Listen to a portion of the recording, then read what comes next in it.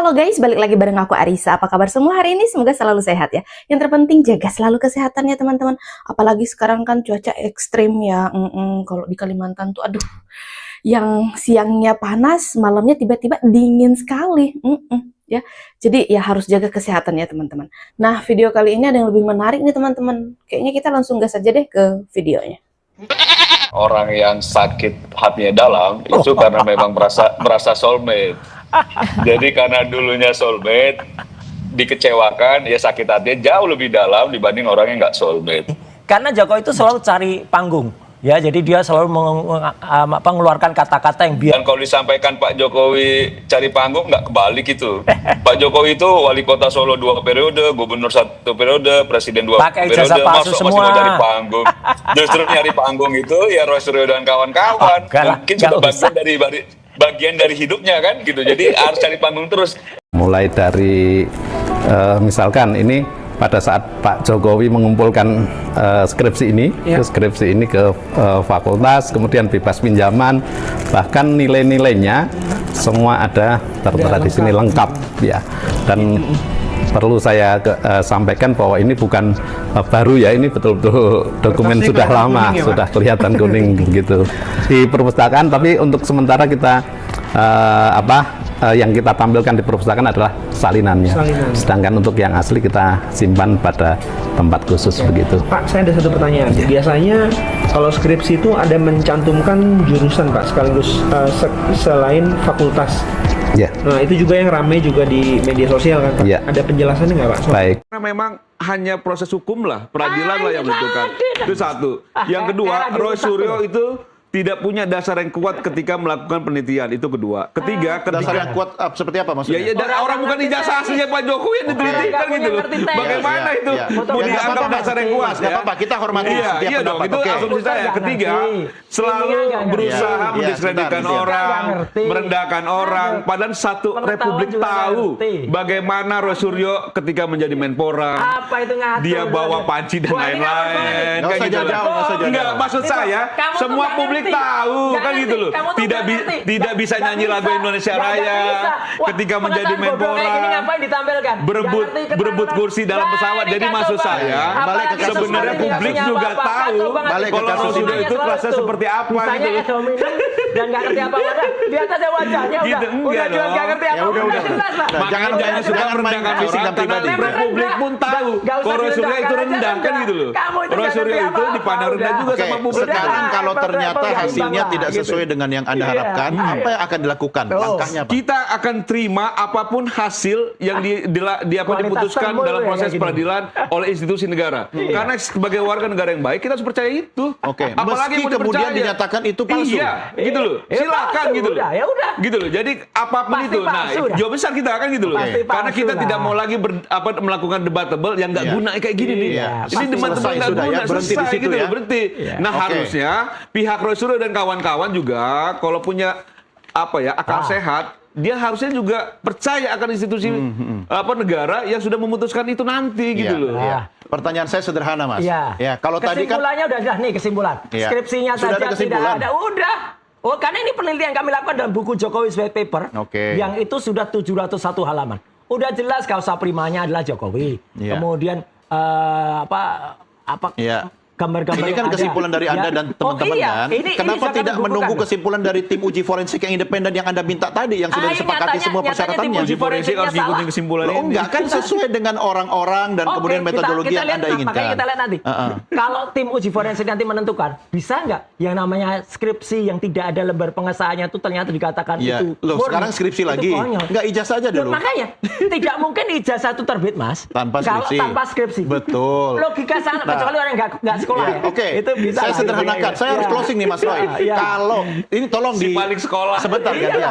Ya, Anda harus bersiap juga menerima hasil yang tidak sesuai dengan keinginan Anda, ya kan?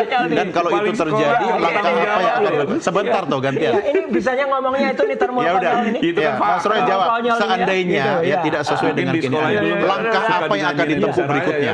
Langkah yang ditempuh harus kemudian kita challenge kalau itu ternyata agak benar. Mau ke lembaga mana lagi? Apa? Kalau misalnya hasil dari lembaga independen makanya kita lihat nanti apa yang ada itu benar apa enggak ya. Kalau itu memang enggak benar, ya udah kita Ya nggak usah, Si tahu paling rakyat sekolah. Indonesia juga udah tahu. Berarti Ya. selesai dong. Iya, makanya sebenarnya kami itu sudah selesai dengan terbitnya buku Jokowi White Paper.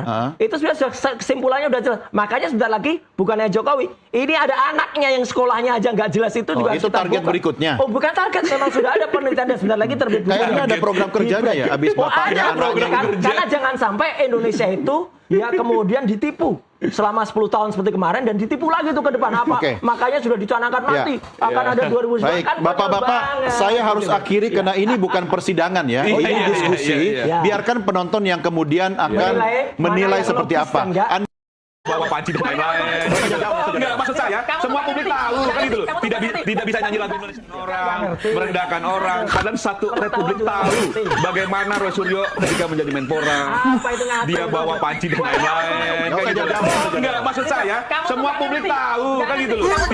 Tidak bisa nyanyi lagu Indonesia Raya ketika menjadi Menpora. Berebut kursi dalam pesawat. Jadi maksud saya, sebenarnya publik juga tahu kalau Roy Suryo itu kelasnya seperti apa gitu loh. Dan nggak kerja apa-apa.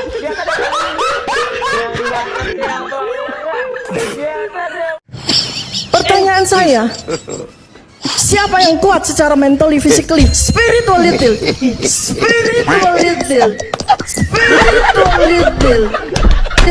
Ayo, Mas. Ayo, Mas. Ayo, Mas.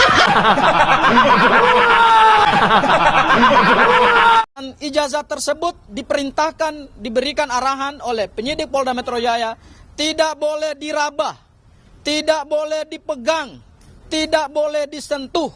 Sehingga saya hanya melihat itu dari jarak yang sangat-sangat dekat. Tetapi karena ada arahan dari penyidik Polda Metro Jaya supaya ijazah tersebut tidak dipegang, maka saya juga tidak memegang ijazah tersebut. Dan ijazah tersebut ditaruh di satu map yang hard case, ada logo UGM-nya, dan dilapisi dengan plastik yang keras. Jadi kalau ada pernyataan dari pengacara Pak Egy Sujana mengatakan bahwa beliau menyelonong, jarinya masuk, saya pastikan itu keterangan yang menyesatkan publik. Keterangan tersebut tidak benar. Karena keterangan itulah yang memberikan kebingungan kepada rakyat hari ini. Bahwa berdasarkan keterangan dari Bunda Eli, ijazah tersebut ada embossnya, ijazah tersebut ada watermarknya. Saya pastikan keterangan tersebut keterangan yang tidak sesuai dengan fakta di dalam gelar perkara khusus. Pendapat hukumnya emang sudah hebat. Kita kan punya pendapat hukum yang harus dihargai. Katanya hanya dia melihat sendiri. Nggak sendiri loh, semua mata yang ada di sana melihat. Kenapa harus saya berbohong? Saya kan meraba. Dan ada juga yang megang. Nah, kan ada saksinya. Di samping saya adalah seorang Kurnia. Kurnia berkomentar, aduh, kita bersyukur ya, Bun, bahwa kita dari sekian juta orang kita bisa melihat ijazah Jokowi itu, ijazah asli.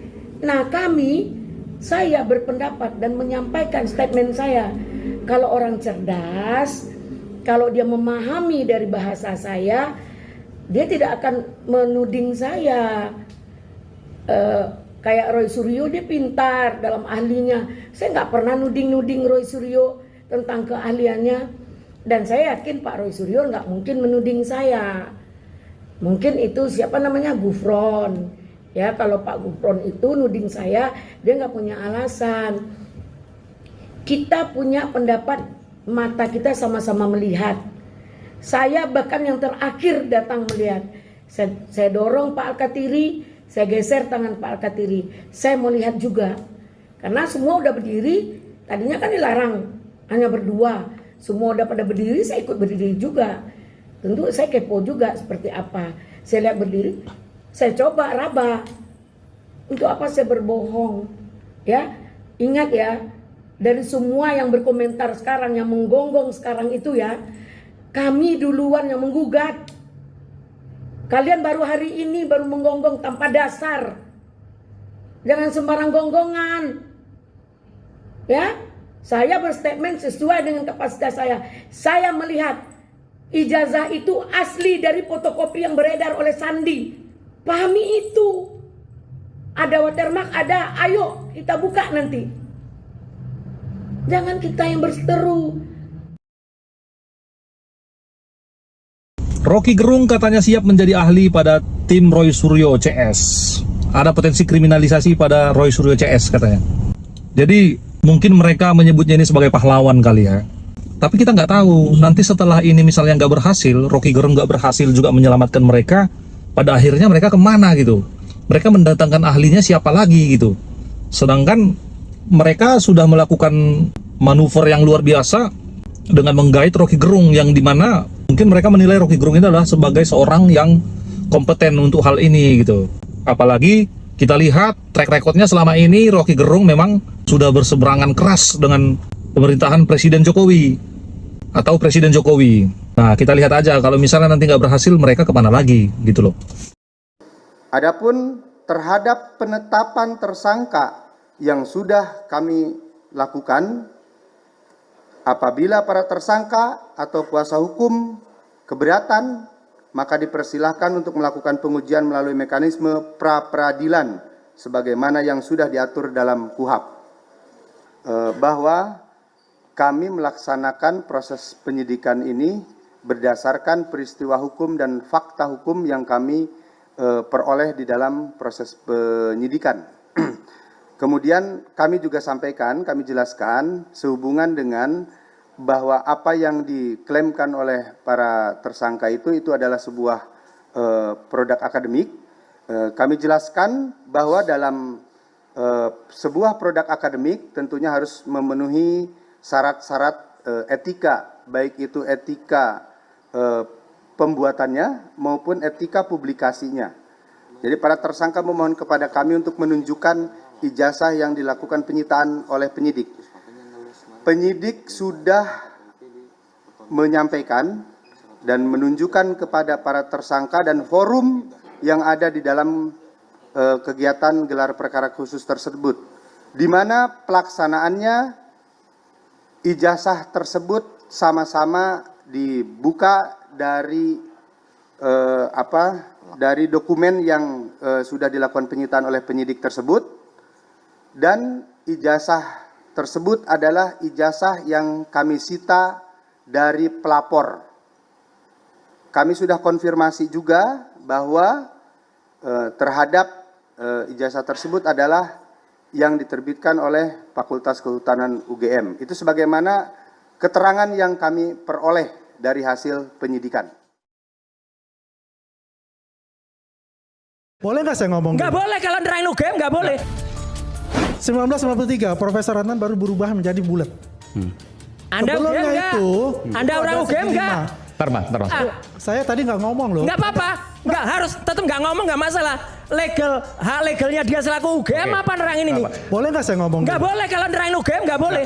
Nggak, ini nggak kaitan. Nggak boleh. Ini dia bukan orang UGM, nggak ada legal standingnya. Ngapain? Saya perlu beritahu kepada masyarakat. Ngapain? Saya ini mendapatkan banyak di sini nggak apa-apa. Ada hak legal atau nggak apa-apa, nanti silakan dinilai. Tapi di sini saya memberikan hak Mas Andi Azwan untuk bersuara. Silakan. Terima kasih. Siapapun punya hak untuk bersuara, Mas Roy. Oke. Ngapain? Nanti saya berikan. Palsu. Udah pasti nggak benar. Ini kayak omongan warung kopi aja.